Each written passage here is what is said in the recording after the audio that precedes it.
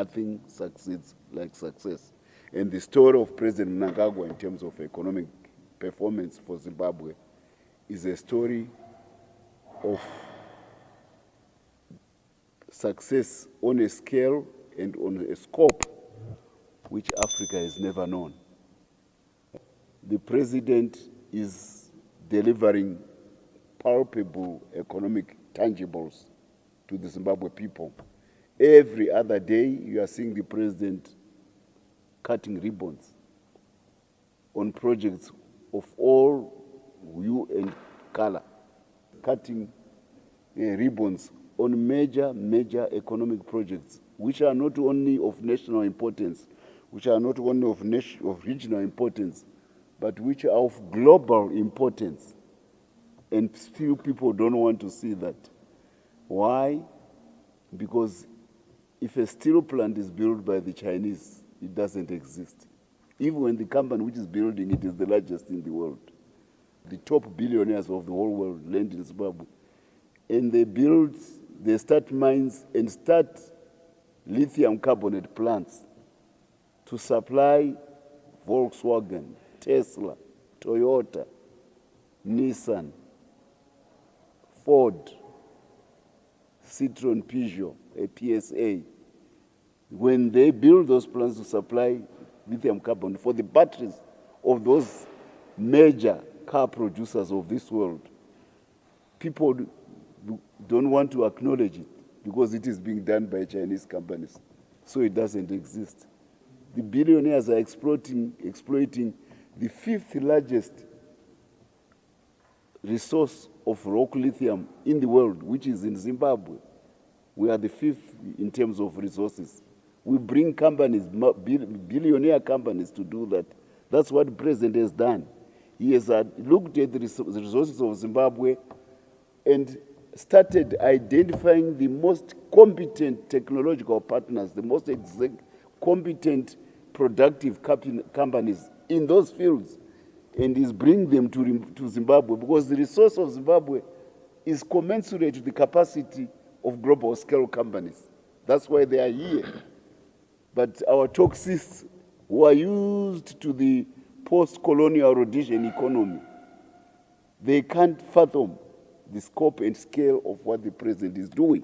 We are seeing an economy which is pumping. Look at the vehicles on the road. Look at the service stations which are being built. Look at the construction which is being done in this country, not on a scale which ever in the history of this country. Look at the hotels. They are all full of business people coming to Zimbabwe. Word has gone around that Zimbabwe is the best place to be if you are an investor. Look at our president being lionized in Dubai. He is being lionized by top business people of the world. He goes he gets invited by the country with the largest sovereign wealth fund in the world, Saudi Arabia. He gets invited to an Arab summit because the Saudis are seeing something about Zimbabwe which our toxists are not seeing. These are new players, new kids on the block in terms of investment. They are all paying attention to what our president is doing in this country. And we have these toxists who are claiming to be pundits of investment when actually they are just downright ignoramuses who are blind to what is going on on the stage of Zimbabwe. Even the British, they are eating out of Zimbabwe, the palms of Zimbabwe. Now, this was the country which was the main source of bad news about Zimbabwe. They are bullish about Zimbabwe.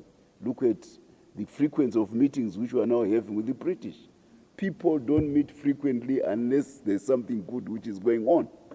People who are quarreling, they don't. So the president has really been in London several times, and each time the British are getting a chance to meet Zimbabwe as president, they are seizing that chance. We had Andrew Mitchell meeting again the president just a few days ago in Dubai.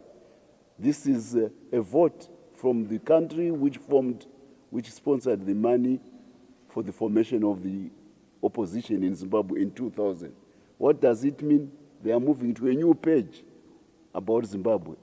Now we have these people who are a product of a bygone era when the relations were not too good. they still spread the message of toxic Zimbabwe, toxic Zimbabwe. It's in their imagination. It's an aberration. It's far from the reality of what this country is. The message is getting through that President Mnangagwa, by having the economic reforms which he has done and attracting capital, he is restoring vitality to the urban areas. Now, this is in sharp contrast to a party which for 2 decades has been in urban areas, and never in one day has their leader been seen with a businessman. Businessmen come to Zimbabwe from foreign countries. They land at the airport. They never get any reception from a triple C town father. They have to go to rural areas, to mining areas to get investment, when their natural place of call from the airport should be Harare, because that's where the town is. We are earning US dollars in Zimbabwe. We are not being given by the American government. All the $100 notes you see, they are all earned by Zimbabweans. They are not a gift from the Federal Reserve Bank of America. This is the basis on which the Minister of Finance and the Governor of Central Bank have presented the budget of Zimbabwe. And by the way, it is actually it will turn out to be an interim, a stopgap budget, because the kick-in effect of what's going on in our economy because of the investments of president are going to create a positive big bang about the Zimbabwean economy. We start producing skill on a scale which is bigger than what we are importing. So in that budget, 6.3 billion will turn up to be homegrown money from Manizi, 6.3 billion. And 1/3 of that still will be for export.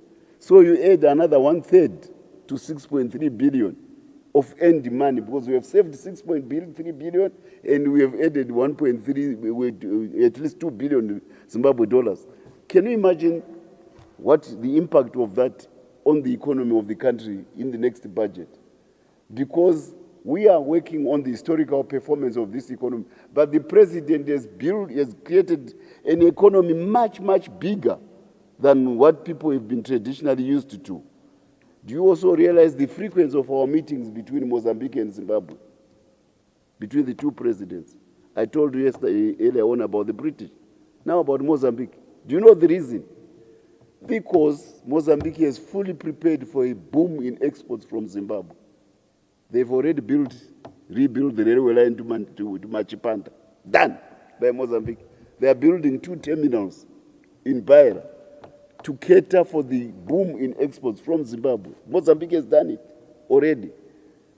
They are planning a new port north of Beira. All of it based on the prospect of Zimbabwe coming back as the hinterland of Mozambique, the economic hinterland of Mozambique. This is the reality of another neighboring country, which is reading the signs, the litmus test of what is going on, and they are anticipating what Zimbabwe's impact will be on the logistics sector of Mozambique. I want you, as the fourth estate, to try to follow exactly what the president is doing. Look at the projects which he is opening, which is launching as he goes and cuts ribbon. Look at the profiles of the investors in those companies. Who are they on the global stage? This is the magical effect of what the president is doing to the national economy. And this is what the achievements of the president in the course of 2023. And he's going to build upon that in 2024. This is the positive, bullish message which we are communicating to you, that it has been a good year for our president, it has been a good year for our party, and it has been a good year for the government of Zimbabwe. Zimbabwe is on a winning streak because nothing succeeds like success, and that summarizes what President Mnangagwa has been doing for this economy. Most important, President Mnangagwa is delivering success and is on the verge of delivering even more successes to this economy.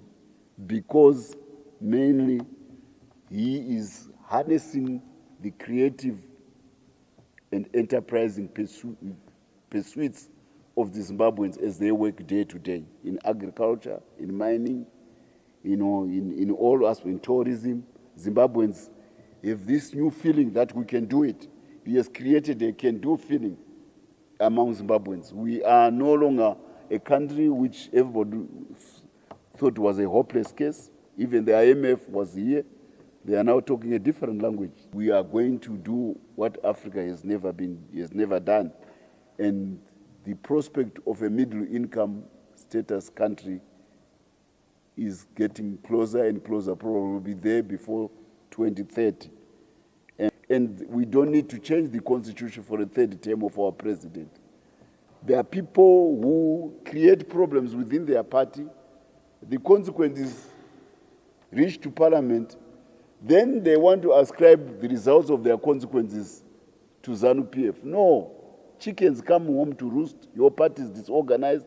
You cause the elections. Don't try to get an explanation as to why all elections are happening in ZANU-PF. I want to end on this note. We want an organized and structured country, which means also the opposition we need is organized and structured, so that parliamentary business can proceed smoothly, so that the people of Zimbabwe can have the oversight of parliament. We have no intentions of changing the constitution. We have no intentions about a third term for this or that. We only have focus on Vision 2030 and the prospect of a middle-income society for Zimbabwe. I'm a king, yes, I'm a king, I think I'm a king,